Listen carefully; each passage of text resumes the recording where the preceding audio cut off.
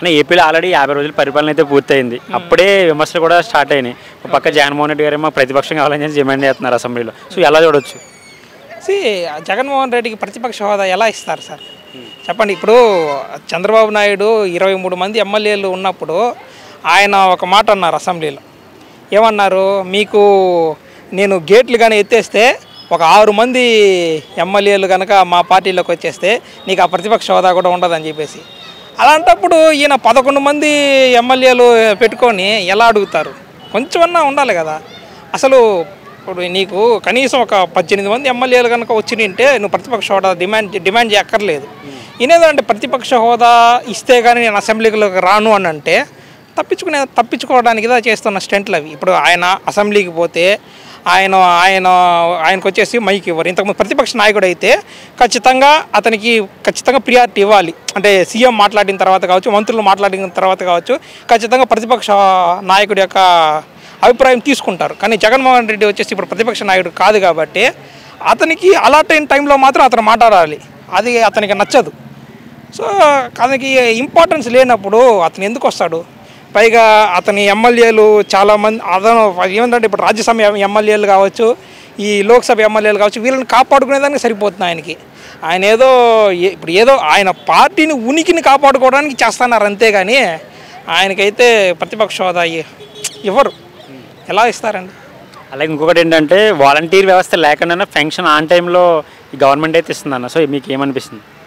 Volunteer వ్యవస్థని అంటే volunteer వ్యవస్థని ఇప్పటికేదో రద్దు చేశారు ఆల్రెడీ. ఇప్పుడు వీరు జగన్మోహన్ రెడ్డి ఏం చేశారంటే తన యొక్క పదవిని కాపాడుకోవడం కోసం అని చెప్పేసి వాలంటీర్ వ్యవస్థను తీసుకొని వచ్చారు. వాలంటీర్లు అంటే వాళ్ళ వైసీపీ వాళ్ళ కార్యకర్తలే. టీడీపీ గవర్నమెంట్ వచ్చిన తర్వాత వైసీపీ వాళ్ళ కార్యకర్తలు ఎందుకు ఉంచుతారండి? వైసీపీ కార్యకర్తలు ఎవరైతే వాలంటీర్లు ఉన్నారో వాళ్ళందరినీ పీకేశారు. ఇంక మీదట నెక్స్ట్ వాలంటీర్లకు 10,000 జీతం ఇస్తానన్నారు టీడీపీ వాళ్ళు. అది ఇస్తారు ఇవ్వరు తర్వాత సంగతి. ఇప్పుడైతే వాలంటీర్లు అవసరం లేదు. ఇప్పుడు సచివాలయం ఎంప్లాయీస్ ఉన్నారు, వాళ్ళే సరిపోతారు కదా. అది అలాగే పవన్ కళ్యాణ్ గారు డిప్యూటీ సీఎంగా ఎక్కువ సమయం అధికారులతో గడుపుతున్నారు. సో ఆయనలో ఒక పరిపూర్ణ రాజకీయ నాయకుడిగా మీరు చూస్తున్నారా? పవన్ కళ్యాణ్ గారు రాజకీయంగా అంటే ఆయన ఇప్పుడు కాదు రాజకీయంలో 2008 నుంచి ఉన్నాడు కదా. వాళ్ళ అన్నతో పాటే రాజకీయం చేశాడు. ఆయనకి ఏంటంటే ఆయన ఏదన్నా ఒక స్టాండ్ తీసుకుంటే ఆ స్టాండ్కి కట్టుబడి ఉంటాడు. ఎవరంటే జనాలు ఆయన్ని ఎంతదా అర్థం చేసుకోకపోయినా ప్రతిపక్షాలు ఎంత విమర్శించినా కానీ ఆయన ఏదైతే దీనికి స్టిక్ అయినాడో అలాగే ఆయన చంద్రబాబు నాయుడికి నేను మద్దతు ఇస్తానన్నాడు, ఇచ్చాడు. ఈ ప్రతిపక్ష నాయకుడిగా వచ్చినా కూడా ఆయన తీసుకోలేదు. డిప్యూటీ ప్రభుత్వంలో భాగంగానే ఉన్నాడు. పవన్ కళ్యాణ్ గారు అనుకుంటే ప్రభుత్వం నుంచి బయటకు వచ్చేసి ప్రభుత్వాన్ని విమర్శించవచ్చు, కానీ ఆయన ప్రభుత్వాన్ని విమర్శించాడు. ఆయన కూటమి ధర్మానికి కట్టుబడి ఉన్నాడు, అలాగే ఉంటాడు. ఆయన సీఎం అయ్యే అవకాశాలు ఉన్నాయంటారా కూటమి తరపు నుంచి? అంటే చంద్రబాబు నాయుడు ఉన్నంత వరకు అది సాధ్యం కాదండి. చంద్రబాబు నాయుడు ఉన్నాడు కాబట్టి ఇప్పుడు ముందే చెప్పేశారు కదా వాళ్ళు, చంద్రబాబు నాయుడే ముఖ్యమంత్రి అవుతాడని చెప్పేసి. ఎలా ఎక్స్పెక్ట్ చేస్తాం? అంటే లాస్ట్ 1 year కానీ 2 years కానీ ఇచ్చే అవకాశాలు ఉన్నాయి ఓట్ బ్యాంక్ కోసం అని చెప్పేసి బయట కొంచెం ప్రచారం జరుగుతుంది. సో మీరు ఏమంటారు? మేబీ ఇచ్చినా కూడా పవన్ కళ్యాణ్ గారు సీఎం పదవిని తీసుకోకపోవడమే మంచిది. అది ఏదంటే అతను వచ్చేసి ప్రభుత్వాన్ని ప్రశ్నించడానికే నేను పార్టీ పెడతాను, నాకు పదవులు అక్కర్లేదు, నాకు వచ్చేసి పదవులు ఉన్నా లేకపోయినా ప్రజలకి మంచి చేయడమే నా ఉద్దేశం అన్నాడు. కాబట్టి ఆయన సీఎం అయ్యే మంచి చేయాల్సిన అవసరం లేదు. డిప్యూటీ సీఎంగా ఉండి కూడా చేయొచ్చు, ఎమ్మెల్యేగా ఉండి కూడా చేయొచ్చు, ఆయన సినిమా హీరోగా ఉండి కూడా చేయొచ్చు. సో ఆయన సీఎం అవ్వాల్సిన అవసరం లేదు. ఐటీ మినిస్టర్గా నారా లోకేష్ గారు అమరావతికి ఎలాంటి పరిశ్రమలు తెచ్చే అవకాశాలు ఉన్నాయి? సో ఐటీ మినిస్టర్గా వచ్చేసి నారా లోకేష్ గారు అంతకుముందు 5 years టర్మ్స్ ఉన్నప్పుడే ఆయన చాలా తీసుకొని వచ్చారండి. అమరావతిని అయితే జెన్యున్గా డెవలప్ చేసిండేది వీళ్ళే, తెలుగుదేశం వాళ్ళే. వీళ్ళు ఏంటంటే ఇప్పుడు 3 రాజధానులని చెప్పి అమరావతిని పూర్తిగా నిర్లక్ష్యం చేసి వైజాగ్ రాజధాని అని అది లేక ఇది లేక తనకి అల్లకల్లోలం చేశారు. ఇప్పుడు ఏమరా అంటే ఇప్పుడు అమరావతిని వచ్చేసి మళ్ళీ ఇప్పుడు పునాదుల నుంచి కన్స్ట్రక్ట్ చేస్తున్నారు కాబట్టి సో ఫ్యూచర్లో ఖచ్చితంగా నారా లోకేష్ గారు అయితే మంచి కంపెనీసే తీసుకొని వస్తారు. ఆయన వచ్చేసి ఎంతదా ట్రోల్ చేస్తున్నా కూడా పప్పు అని దాన్నంతా విమర్శలను పట్టించుకోకుండా ఆయన్ని బౌల్ చేసుకొని ఆయన చాలా ఇంప్రూవ్ అయ్యారండి నారా లోకేష్ గారు. ఇప్పుడు ఇంకా మీదటైతే ఖచ్చితంగా ఇతను మంచి కంపెనీలు తీసుకొని వస్తాడు.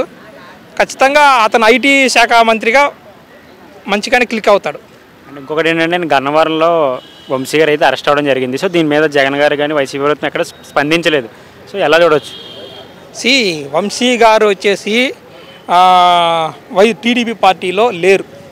ఆయన వచ్చేసి ఇప్పుడు టీడీపీ పార్టీలో ఉన్నా కూడా వైసీపీ కండువా కప్పుకొని ఆయన ప్రభుత్వాన్ని విమర్శించే పనే చేశారు ఎంతసేపు అయినా.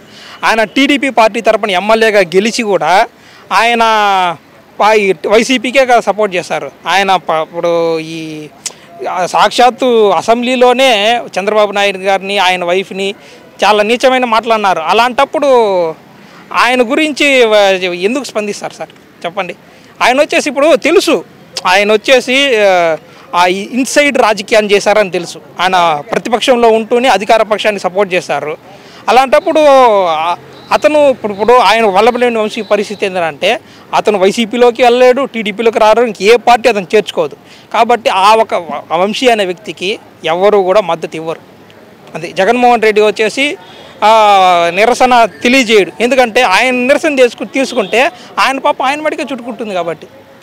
జగన్మోహన్ రెడ్డి గారు కూడా అరెస్ట్ అయ్యే అవకాశాలు ఉన్నాయని చెప్పేసి వార్తలు గట్టిగానే పడుతున్నాయి. సో ఎలా ఉండొచ్చు ఒకవేళ అరెస్ట్ అయితే? జగన్మోహన్ రెడ్డి వచ్చేసి అరెస్ట్ అవ్వాలంటే అది సెంట్రల్ గవర్నమెంట్ చేతిలో ఉందండి. ఇప్పుడు ఏమరంటే ఇప్పుడు మనం అనుకుంటాం ఈ పోలీస్ అన్ని వ్యవస్థలు కరెక్ట్గా ఉందనేసి లేదు. ఆ వ్యవస్థలన్నీ కూడా ఎంతో కొంత ప్రభుత్వం చేతిలోనే ఉంటుంది. ఇప్పుడు ఈ ఏపీలో ఎవరు రాజకీయ అరెస్ట్ అవ్వాలన్నా కూడా సెంట్రల్ గవర్నమెంట్కి వచ్చేసి ఈయనతో జగన్మోహన్ రెడ్డితో ఇంకా అవసరం ఉంది. ఎందుకంటే రాజ్యసభలో వాళ్ళకి 11 మంది ఎంపీలు ఉన్నారు. రాజ్యసభలో వచ్చేసి వీళ్ళకి డిమాండ్ లేదు, అదే మెజారిటీ లేదు. సో మెజారిటీ లేనప్పుడు ఖచ్చితంగా ఈ 11 మంది ఎమ్మెల్యేలు వచ్చేసి అక్కడ బిల్లు పాస్ చేసుకుని అవసరం అవుతారు. కాబట్టి ఈ 11 మంది ఎమ్మెల్యేలని ఎంపీ రాజ్యసభ ఎంపీలని ఇతను కాపాడుకున్నంత వరకు అతను వచ్చేసి అరెస్ట్ అవ్వడు సార్. అది ఇప్పుడు ఇంకా ఒక 2 సంవత్సరాలు ఉంది. 2 సంవత్సరాల్లో వచ్చేసి ఆయన 11 ఎంపీ రాజ్యసభ ఎంపీలు అనేది 3 అవుతారు, 4 అవుతారు. దాన్ని బట్టి ఆయన లోపలికి వెళ్తాడు. ఆయనైతే కేసులు బలంగా ఉన్నా లేకపోయినా మోడీ అనుకుంటే అరెస్ట్ చేస్తాడు, లేకపోతే గుమ్మన ఉంటాడు. Thank you.